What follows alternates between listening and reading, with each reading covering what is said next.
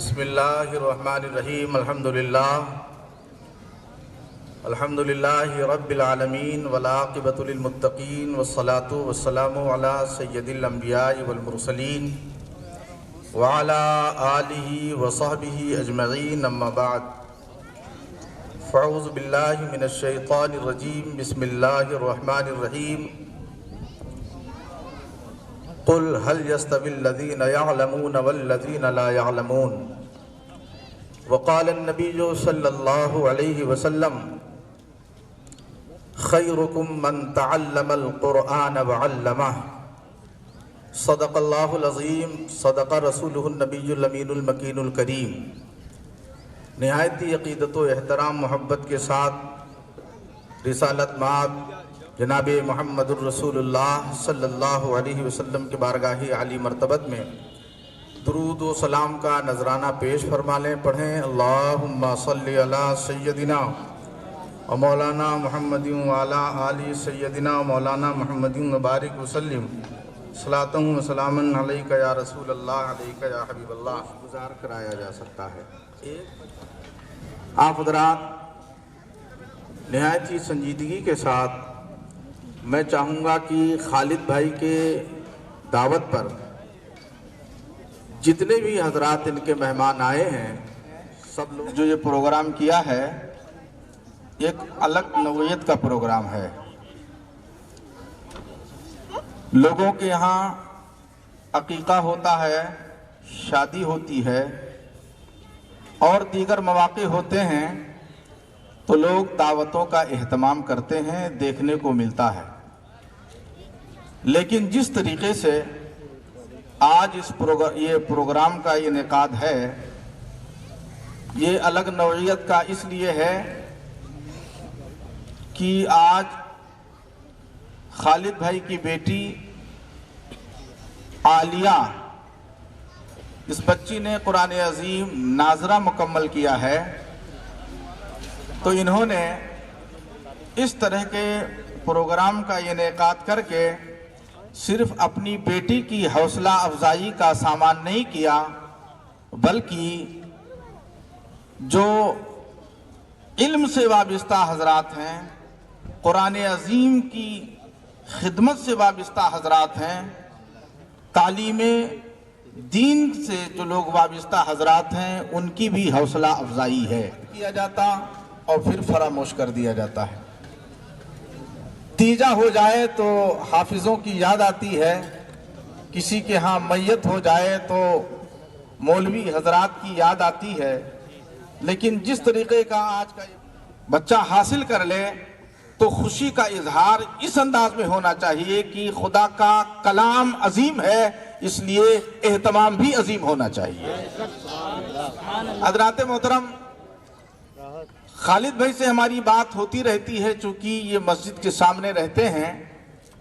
لوگ کیا کرتے کہ اپنے بچوں کو کسی حافظ صاحب سے قرآن شریف پڑھوا لیتے ہیں 2 مہینے میں، 6 مہینے میں اور سال بھر میں، پھر بچہ قرآن شریف لپیٹ کے تاق میں قرآن عظیم کی تلاوت کیا کرتا ہے۔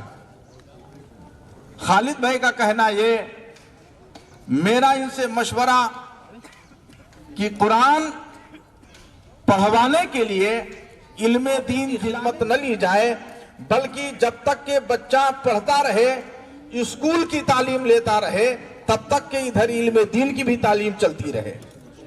جب یہ علم چلے گا ساتھ میں تو پھر بچے کو کوئی پختہ علم مل پائے گا۔ لوگوں نے سمجھا کہ علم دین جاننا یہ مولانا لوگوں کا کام ہے، حالانکہ یہ بات بالکل غلط ہے۔ ہر مومن اور یہ تبھی ممکن ہو سکے گا جب اپنے بچوں کو گریجویشن تک ہر دن اس سے نور حاصل کرنے کی ضرورت ہے، ہر دن اسے تلاوت کرنے کی ضرورت ہے۔